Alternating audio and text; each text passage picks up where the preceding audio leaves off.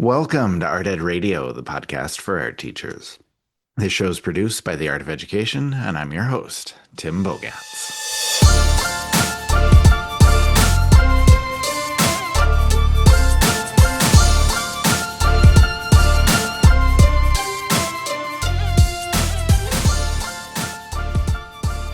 Welcome, everyone, to the show. Welcome to our second annual Hot Takes episode. It is the middle of the summer. Amanda Heyn is joining me now. Amanda, how are you? I'm good. I feel like this is the perfect time to record this because I am literally living in a ball of Canadian fire smoke. Right. I was going to say, it's like 101 degrees where I am. You can't breathe where you are. And, we're getting to the end of July and it's time for some hot takes, I believe. So I think maybe this just happened because the universe knew we were recording and it just wanted to give us additional ambiance. I don't know. I'm not a fan. Fair. We could do hot takes about the weather, but We could. Nobody needs to hear those. So before we get into our hot takes, can we do a quick introduction? Can you go first? Yeah, sure. I'm Amanda Heyn. I'm the Director of Community Engagement at the Art of Education and oversee the team that makes all of our media in the Art of Ed community. And I used to be an elementary art teacher. All right. And I am Tim Bogatz, host of this here podcast, the Art Ed Radio podcast, longtime art teacher. And I now work for the Art of Ed doing this podcast every week, as well as the Art Ed Now conference, which is coming up very, very soon. And we are very, very excited about that. We'll talk about that in just a second. But first, I think we need to set the stage for hot takes. And so I was just going to do a quick little explainer.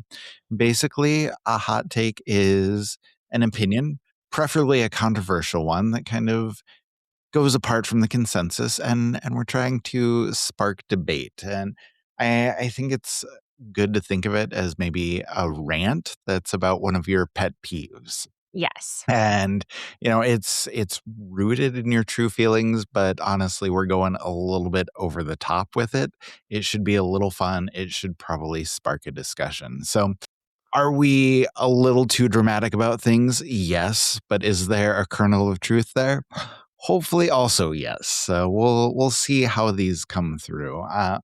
Last year, for example, I did the now infamous rant about how teaching perspective drawing is just a waste of everybody's time. And, that made some people angry, I will say. And I'm not trying to make anybody mad with anything we say today, but we are trying to get you to think about these things and maybe do a little debate in your mind. And if you need to yell at us along with it, that's fine too. But going back to that perspective idea, there are people who are still salty a year later. So I just wanted to say, I appreciate everyone who agreed with me on that one. Right. It was such a good one because you were so passionate about it. But I think also the point of a hot take is it could, even if you don't agree with the hot take, it can help clarify your own opinion on why you don't agree. And I think that's the real beauty of a hot take. Mm-hmm. It's meant to be fun, like a fun debate. Drawing perspective is not life or death, but it's really fun to debate and kind of clarify your own thinking about an art ed topic in this fun way. Absolutely. And I appreciated all the DMs I got that were like, I never thought about this, or like, I never thought about it in this way. And that's exactly what we're going for. Before we get into our hot takes as well as listener hot takes, let's chat, Amanda, about what's hot at the Art of Ed this summer. So I was going to start with mini masterpieces. All over Instagram right now, seeing people doing their collage, all of their creating. It's going to continue going through the end of July here. It's really, really fun to see what everybody's been up to. And I know there are a lot of people who do it every single day, but that's not realistic for everybody. So if you want to jump in now, like there's still time to participate. If you've missed it and still want to try and make a few things, you definitely can. So check it out on Instagram or on the Art of Ed. Great prompt list, great opportunity to make some art, and it's really fun to see what everybody's been doing. Yes. Okay. Art Ed's hottest club is the Art of Ed community. This place has everything. On Wednesday, July 22nd at 6 Central, we have pop-up studio with Katie Nasser and AOEU students. So if you are a student, come work on your coursework. This is just a time where we all get together and we just work on whatever we're working on, chat. It's very low key. It's excellent. You could bring your many masterpieces, whatever you want. Okay. In the Art of Ed community, we also have our last mini masterpieces Maker Monday. Wow. That's a tongue twister, okay? That is on Monday, July 27th at 12 Central. That is just another live 30 minutes of art making to set aside time for yourself to do mini masterpieces. We don't care what you work on. You want to work on something else? That's great, but come and hang out. And if you're not a community member yet, join us at community.theartofeducation.edu. We cannot wait for you to join us. Yes, great place to hang out. Great time to do some art making. I love being there. It's so much fun just to get together with other art teachers for a little bit. An awesome opportunity. And then the last thing, as I mentioned, the Art Ed Now conference is coming very soon. So we'll start Friday, July 31st with some art making, an evening of games and fun, and just come hang out with us. It'll be a wonderful time. Saturday is the main event with keynote Oliver Jeffers, the illustrator, The Day the Crayons Quit, as well as a ton of incredible teachers sharing some wonderful ideas, wonderful strategies, and some inspiration for you going into the school year, as well as more opportunities for art making. And then Sunday, August 2nd, is the Afterpass Asynchronous Learning, where you can find stuff that is specific to you, your classroom, your students, and what you need for the year. So it's going to be a wonderful weekend. You can go to theartofeducation.edu/now to find out everything you need to know. And if you're not registered, you can register there. So please come join us for that as well.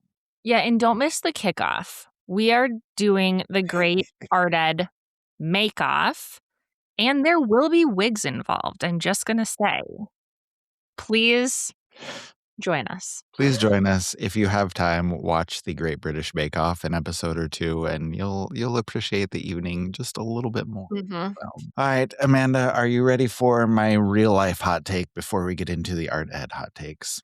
Of course.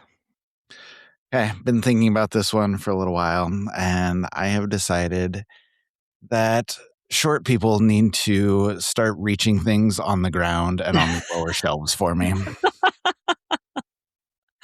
Yeah, a lot of you don't know this, but me and Tim are tall people. So please expand because this is already resonating a lot with me. All right. So I am tall. I have long arms. For the past 35 years, I don't know, I've been reaching for things up on the shelf for people. Mm-hmm. Reaching for things because I'm tall, and I'm fine with that. I'm more than happy to help out. I love going to the grocery store, reaching for something for an old lady, having a little conversation after that makes my day better every time. So I'm always happy to do that. But the ground's a long way away. And so if there's something on the bottom shelf, if I've dropped my keys, I'm just asking for a little bit of help. Like, you're down that, you're 5'4", like you're down there. It's easy for you to grab it. Please reach down, grab it for me. And I feel like the universe is going to be a little more aligned if I, as a tall person who put in all this time reaching things for me, if I can just have somebody else bend down and get things close and hand them up to me, I would really appreciate it. You're down there. Really funny. Yeah, but I do, like, they're so delighted. They're so delighted when you are so nice about getting something on the top shelf. Right. And I'm delighted to be asked, but I might start thinking about this now. Okay. I was going to say, like if I drop something, why can't I go, oh, you're closer. Can you grab it for me? I just can't reach it. All right. Do you have any real life hot takes that you would like to start off with? I have an infinite number of hot takes, but the one I would like to talk about today is dreams. And the hot take is no one cares. I don't want to hear about something that did not happen to you. Okay? This is uninteresting to me. I don't care if you flew or if a spider was chasing you. I don't care anything about that. Like, are dreams personally relevant? Sure. Like, sometimes I have insightful dreams where I wake up and I think, wow, my brain is really processing that in a weird way. Are your dreams relevant to me? Absolutely not. Get a dream journal, go to therapy, do not tell me what happened to you when you were unconscious. I love Okay? it. That is a great take. This is another one of those where I've never really thought about it, but now that you mention it, I'm like, yeah, I don't need to know about that. Like, I when don't need to someone hear about it. starts a dream story, just sorry, like, what are you hoping I say? The only thing to say is like, "Oh, wow, that's weird." I don't I don't know. We're going to shift now to our art ed hot takes. We asked a few of our friends here that work for the Art of Ed to share a few. We also have some voicemails from members of the Hottest Club, the Art of Ed community. So those will be coming as well. But our first submission is from Janet Taylor. Hi guys, this is Janet Taylor, and for those of you who don't know me, I work at Art of Ed, but also I am a full-time high school art teacher in the Chicago burbs. My hot take is, you don't have behavior problems, you have curriculum problems. Okay, this does sound really harsh, but I mean, it is a hot take after all. And there are always exceptions, but let's just say if you create curriculum that is engaging, purposeful, and hits that sweet spot of learning, like meeting students where they are, behavior is not an issue. Students are intrinsically curious and want to learn. You just have too long of units that don't sustain their attention, or you're just not tapping into their interests. I mean, are you teaching for you or for them? Or maybe the work is just too easy and lacks meaning or purpose to them. Fix the curriculum, fix the behavior issues. Okay, Janet is coming in really hot with the first hot take. Amanda, your thoughts? Yes. Okay. Are you teaching for you or for them is maybe the best, hottest take I've ever heard. I do think teachers sometimes get stuck, and like myself included, we get stuck in the rut of like, this is my precious curriculum, right? These are my favorite projects. I love Yes. to teach this. And if kids don't like it, it's their fault. And Um, really, nothing could be further from the truth. If the kids are not engaged, you have nothing. You have nowhere to go. They are not going to work for you. They're not going to behave for you. Um, Now, like, of course, this is a hot take, and the entire purpose of a hot take is that it lacks nuance. right. There, of course, are times where no matter how much you get to know your students and plan with intention and bend over backwards to make things exciting, the behavior problems are still going to crop up, right? Or you're going to have that one student Mhm. where nothing is working. But overall, I am with Janet on this one. Yeah, I was right along the same lines as you. I love this, and like you, the nuance I think is important. I appreciated her caveat that there are exceptions. Like, if you've taught at a tough school, you know there are Mhm. exceptions. But overall, I 100% agree with Janet. Like, if kids are engaged, if they are working with purpose, your behavior issues are going to plummet. Just do what you can to give them some voice and let them explore through their art making. Like Janet said, kids are inherently curious. And so you can tap into their curiosity. And when you do all of those things, both you and your students are going to be better off. Okay, our next submission, this comes from the community, and this is a voicemail from Rose. My name is Rose. I teach elementary art, and my hot take is that markers are not useful and the enemy. I think that they make all the art be really rushed and they look very scribbly. And I just think there's other tools that can do the job better. If we're filling in big sections, we can use paint. If we're doing smaller details, we've got pencils, we've got even crayons. I just think that they are put here to infuriate us all when they inevitably do not have text. Bye. Okay. First of all, I love this hot take.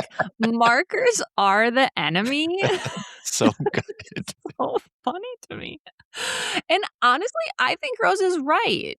I was thinking about this as she was talking, and besides Sharpies, I cannot think of a single art project where my students used markers to add color, other than maybe a fundraiser. I will say a Mhm. juicy marker for a fundraiser can be nice. In my classroom, in my elementary classroom, they were always available, but for early finisher activities. So Yeah. you color a mandala or do a free draw or whatever. But, yeah, I don't consider at least a water-based marker a fine art supply. Really nice alcohol markers in the hands of really talented kids, okay. But the elementary level specifically, no thank you. I Yeah. also feel like the maintenance of markers is a lot. If we're going to further the markers are the enemy, their caps get lost, they dry out, like, they're 50% of them at any given time are not working at full capacity, Yeah, it's you just said, a nice juicy marker is great, but, like, how often are they juicy? Like, how often do one you time a put in year good when one? you open your class pack. Exactly, That's that's it. it. So, I am also on board with this with Rose's take. Like you said, the nice alcohol markers can be great, like, if you have good markers and if you have skilled students and if they have the patience and the skill, then you can get some good work, but even at the high school level, that is a lot of ifs. Like, Yes. there are a lot of things that go into making good artwork with markers. And I'm just thinking, like, how often are they the right tool for the job? And Mhm. so I don't know if I'd go as far to say that markers are the enemy as much as I love that line, but it is worth thinking about, if and when markers are actually the best tool for what you're trying to do. Mhm. Right. We're going back to an Art of Ed submission. Our favorite community manager, Jen, is here with her hot take. Hey, Tim and Amanda. This is Jen, your favorite friend from the Art of Ed community. And I would like to tell you all about my art education hot take. Now, I'm a little hesitant here because I don't want to offend anyone. I know there are a lot of people that do this particular job, and no shame in that game. But I don't think that sip and paint events count as art. Sip and paint events, they're fun, they're cute, but you're not really doing the art thing. You're not like thinking and creating, like you're not generating your own art. You're just kind of copying and follow directions. It's very paint by number. So don't kill me for this one. I mean, if you're the person teaching it and you're coming up with the ideas, yes, you're making the art, but the people that are there, paint and sip art is not art. Sorry. Okay, I am I'm torn. I I do understand what Jen is saying. Is paint and sip creative? I don't think so. Uh, I don't think so, especially if it's everybody's painting these 2 bird silhouettes, right? Mhm, Maybe someone's mhm. using purple in their Don't forget sunset. about the sunset in front of the tree. I was saying yeah, well, yes, the sunset is always apparent, right? Maybe you are creative in what colors you're choosing for your sunset. Is it art? Also, no. But but is it worthwhile for people who are not plugged into art making in any other way? I Mhm. do think so. Yeah.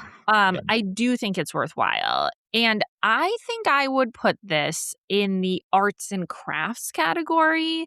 This is paint by number to me, essentially. Mhm, And as mhm. someone who has gotten very into Rex lace keychain making this summer, anyone else having a 90s craft summer, I do think there's value there. It's meditative, it's, calming, it's fun. Like, it's fun. Mhm, And mhm. usually, I mean, often, always, you are doing it in a group of people. I was just thinking through how weird it would be if you were at a paint and sip as one person.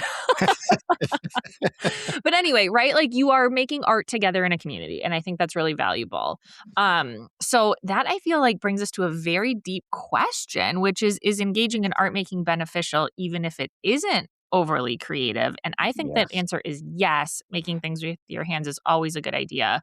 But I do agree with Jen that like the paint and sip is not a fine arts uber creative Yeah, I experience. was just gonna say, I think your big question, I agree with you there. I'll talk about that in just a second, but Jen was not the only one who thinks this way. We had multiple submissions with people talking about paint and sip and how like this is not working for them. This is not art. And I think, I agree with that, but I would also say that any creating is better than no creating, Mhm. especially for people who aren't generally engaged with the arts or aren't generally making things.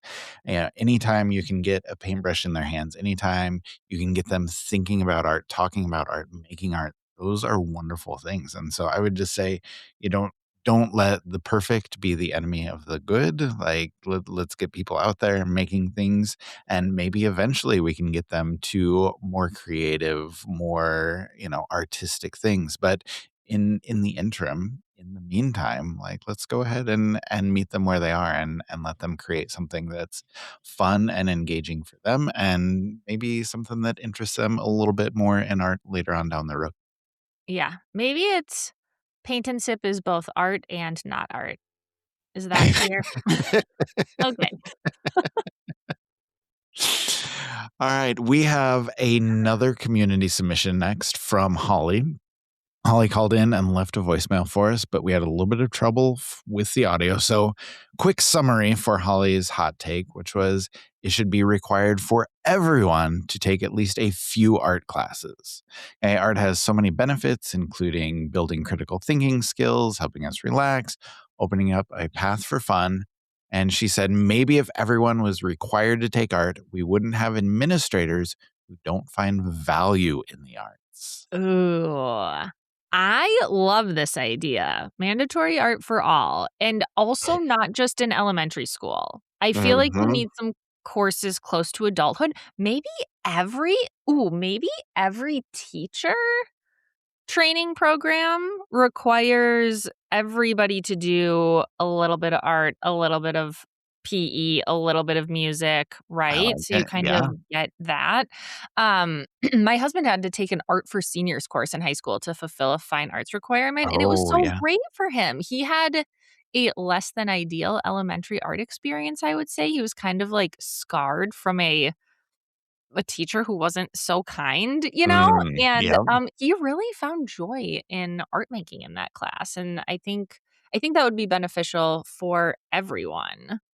Yeah, I think so, and I think there are some kids as well, if we're just thinking about, later on in your schooling career, like, maybe they weren't ready to do a lot of artistic stuff, or maybe they didn't appreciate it when they're younger, but then as they Mhm. get to be 17, 18, as seniors, maybe you're a little more open to it and can appreciate it a little bit more. So, I was gonna say I definitely agree with Holly, and I'm gonna say, I don't know if this is the best as an art teacher, but I would say let it be open to visual and performing arts, Mhm, get mhm. get kids in band, get kids in dance, and, they may be open to visual arts as well. I always love having band kids and dance kids in my art classes because they appreciate the arts already, but are looking at things from a little bit different perspective, and it really makes people a little bit more well-rounded.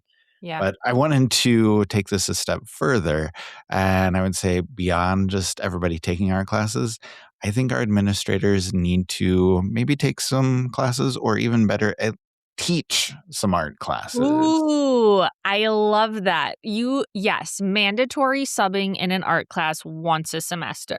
Yes, That I would like it. go really far, I think. I think that would be great because I I've had a couple administrators who came in on a regular basis and appreciated what was going on, and the ones that didn't, I always wish they would, and Mhm. I think the kids would love to see them in there, and, going back to Holly's point, they're gonna find more value in it if they see what's going on, so Yeah.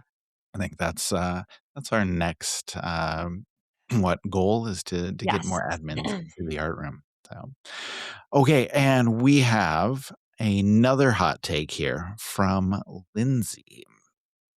I'm Lindsay McGinnis from Baltimore, Maryland, and my hot take is that choice based art rooms have gone too far. Now, there is merit to having students make some choices. When students can choose their subject matter or color palette, it can increase buy-in and ownership for sure. I'm talking about classrooms that have the motto of do whatever you want or let's see what the students come up with. At that point, in my opinion, we're promoting that anyone can teach art. I think the times are changing. Students are bombarded with so much information and so many options every single second that it can be numbing. Fewer choices can make intentional decision making less overwhelming. I mean, think about going out to eat. One person will ask, where do you want to go? And because we have so many places, from fast food to fast casual to sit down to fine dining, it becomes a 30-minute conversation. Looking at the art room, giving them limited choices, like choose 2 colored papers for this composition, can actually boost creativity because they'll have to arrange everything in innovative ways so their image shows, and it will strengthen the final product because it will be more cohesive just naturally. It also frees their brain to spend mental energy on those more important decisions. Plus, in the real world, most of the time there are constraints, whether it's a work project, relational conflict, or logistical scheduling dilemma. There are limitations to work within. Very rarely can we just say, I want that, and it's all going to work out great. So long story short, fewer choices leads to more creativity, stronger artworks, and more resilient critical thinking.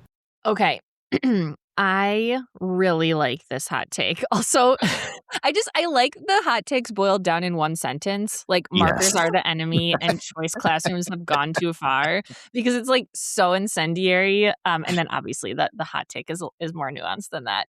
But I am with Lindsay on this one. I think total free choice can also be super overwhelming to kids, and it causes some kids to just totally shut down.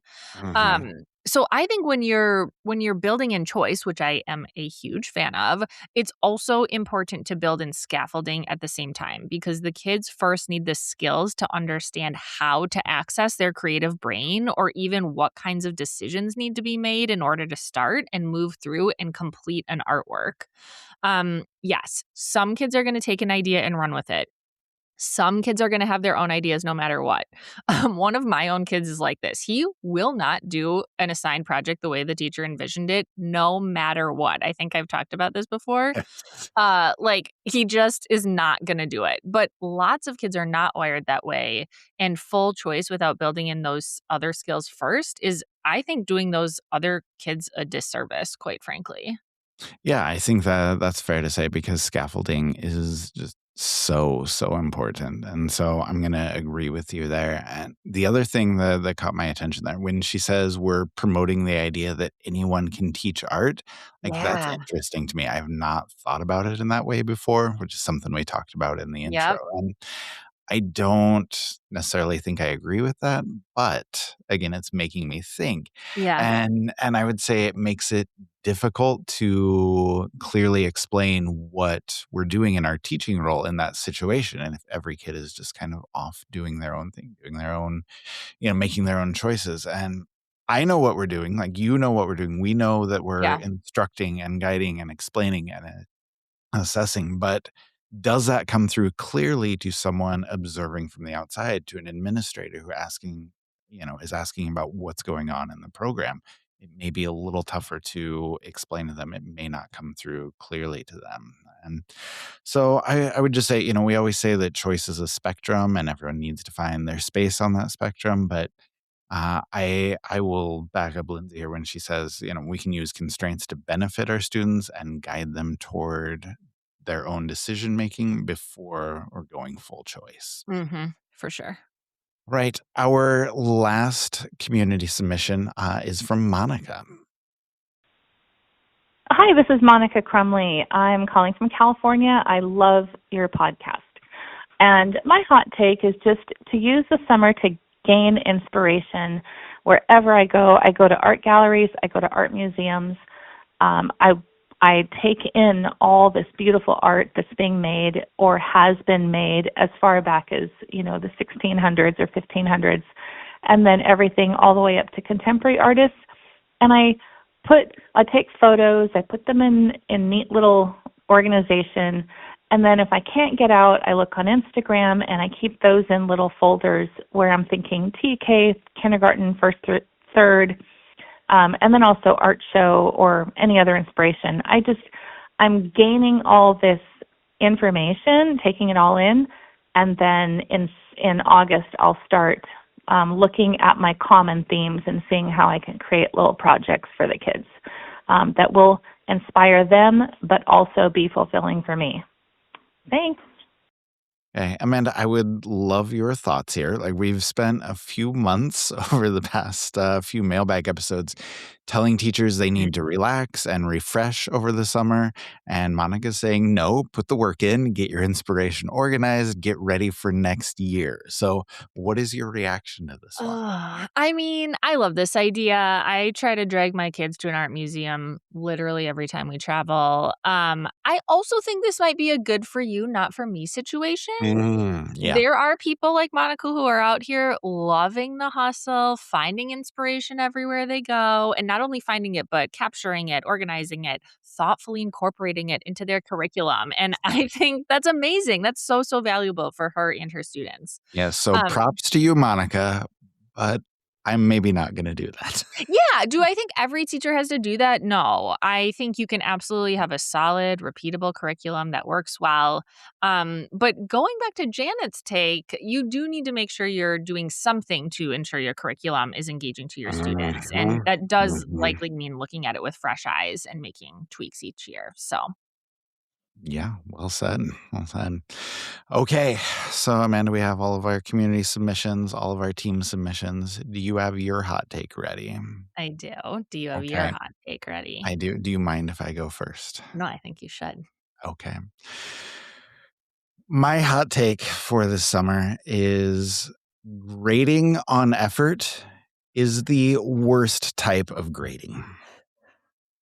So we tell ourselves that grading on effort is the most fair way to do things, that it helps the kids who aren't as talented, that it levels the playing field for everyone. But you know what? Those things are not true. Okay. Like effort is one of the least measurable things you can do. Giving kids points for pretending to pay attention or looking engaged while you talk or asking questions or just keeping their hands busy, even when they're not doing anything. Like that's all performative. Kids who know how to play the game of school are just getting points for doing nothing at all. And then you have another kid over in the corner who's thinking really deeply about what you're talking about, and they're taking their time and they're going through the creative process. And maybe that's not reflected on the page in the time that you're expecting. And they're getting a failing grade for that. Like one kid is over here just scribbling without thinking and asking dumb questions and just making themselves visible because they know how to play school and they're the rock star with the A. Mm-hmm. Like I neither of those grades are telling you anything worthwhile. So I would ask people to stop grading on who you feel bad for or who is well behaved or who you think is trying hard. Like that's not how we fill out a rubric. So assessments need to give information to kids about where they are and what they can do next. And when you're doing effort grades, you're basically just telling them, oh, I saw you trying, and not much more than that. So maybe that's worth some praise, a little pat on the head, but it's definitely not worth a grade. Okay, that was an excellent hot take. Also, while you were talking, it made me think you are grading compliance, Yes. not effort. And that's something I also don't think we need to grade. Okay, so in general, I agree with you. I'm a fan of standards-based grading, right? Like, can you or can you not Mhm. master these specific skills? And if not, how can we move you further toward those goals, right? Like, how can we help? I think grading can be individual to the extent of it's like, how far did you come in your skill set, right? Right. But not how hard are you trying. I think some teachers use it because learning how to be persistent and persevere, like that is a good trait to develop in students. And some Mhm. students are only externally motivated by grades, right? Yes. But Yes. in a perfect world, I feel like those should be two separate things, right? It should be the grade that you get for can you do the can you meet the standards? And then maybe a comment. I feel like the comment section is really helpful, right? Mhm. For things like effort or praising good behavior or whatever. Also, throughout the year, you should be telling parents those things. Nothing should ever become a surprise on the Right. report card, right? But unfortunately, in many places, like that's not really how things work. And so I think it's also sometimes a systems issue where it's like, well, I can give one letter or one number to encompass everything, and that can become really tricky Yeah, it's sometimes. tough. But It's tough. in a perfect world, yes, I agree. Thank you. All right. What do you have for us? Okay, my art related hot take is a little bit of cookie cutter art is good. Okay. And I mean like cookie cutter art, okay? Now, should you build a whole curriculum around this? Absolutely not. I'm talking like 1 to 2 projects a year, but I think this type of project gets dumped on a lot, and I don't think that's really fair because I do think there are some good things about this. Number 1, it builds confidence. Going back to Lindsay's hot take, some kids are just absolutely paralyzed if assignments are too open, and following someone step by step is a valid way to learn. Going back to Jen's hot take about paint and sip, right? Yes. This can Yes. be a place where kids are learning foundational skills, copying the master, whatever you want to call it. There's a reason that best practice for scaffolding is I do, we do, you do, right? This has Mhm. been proven to work. And those types of projects can help students build those skills. And finally, those tried and true step by step projects are an advocacy shortcut. Like they do so Mhm. well for fundraisers. They're fun for kids to bring home. Parents look forward to it. Parents who don't know a lot about art can be like, wow, my kid drew a beautiful hot air balloon, right? This Yeah. is so Yeah. colorful. I'm going to put this on my wall.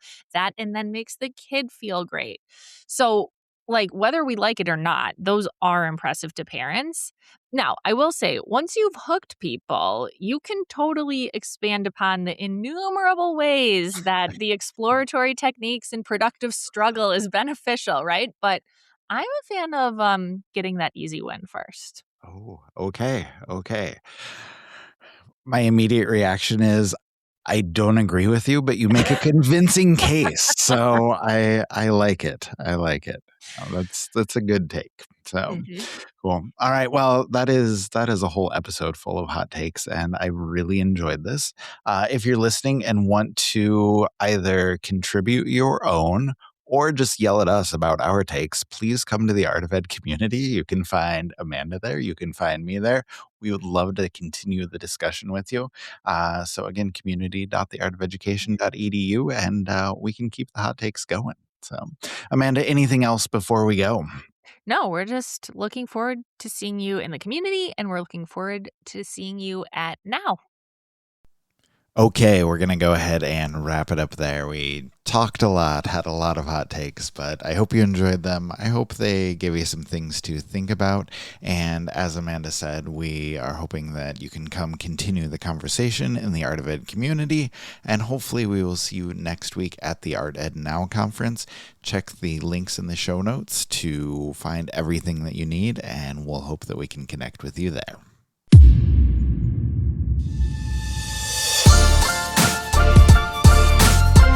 We are so glad you joined us for today's episode, and we hope it was helpful for you. If you know someone else who might be helped with the information in this show, we would love for you to share it with them. We also appreciate all the ratings and reviews that listeners leave for us, so if you have a few seconds to give us a 5-star rating or even leave a review on Spotify, Apple Podcasts, or wherever you listen, we would love to see it. Thank you again for listening, and we will see you next week.